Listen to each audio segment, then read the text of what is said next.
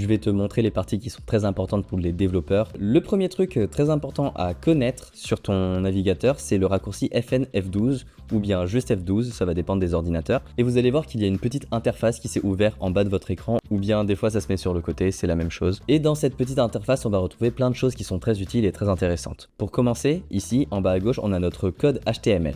Donc là, ça va être tous les éléments de notre site web qui sont écrits juste ici. Donc on peut appuyer sur les petits points pour les défiler et agrandir le contenu. Et en fait, chacune de ces lignes de code, chacun de ces blocs, il correspond à un élément que vous voyez sur la page qui est juste au-dessus. Si par exemple vous cherchez un élément et que vous n'arrivez pas à le trouver dans tout ce code, il suffit de cliquer sur la petite flèche qui est juste ici et ensuite sélectionnez votre élément. Donc là par exemple je clique sur l'onglet Gmail et je vois que ici c'est le petit onglet Gmail que j'ai bien sélectionné. Et du coup si vous voulez vous avez le code de cet élément qui est associé directement écrit juste ici. Et le deuxième point très important dans cette petite interface, donc ça va être ce petit bouton qui active et désactive la vue adaptative. Et ce qu'il fait en fait quand on clique dessus, vous allez voir que par exemple là je peux afficher mon navigateur en version mobile. Et je peux même chercher ce petit coin là pour essayer de changer le format pour avoir par exemple la version tablette, la version mobile et un petit peu plus loin la version ordinateur. Donc là c'est très simple, en bas à droite on peut cliquer pour l'activer et le désactiver. Un petit peu plus haut vous avez ce petit bandeau là qui va vous permettre de soit sélectionner un appareil, donc là par exemple j'ai un iPhone 12 ou 13 Pro, ou bien vous pouvez aussi rentrer ici des valeurs, ça va être les tailles en pixels de votre écran et tout ça ça va nous servir à vérifier si notre site n'est pas buggé sur des versions téléphone ou les versions tablettes.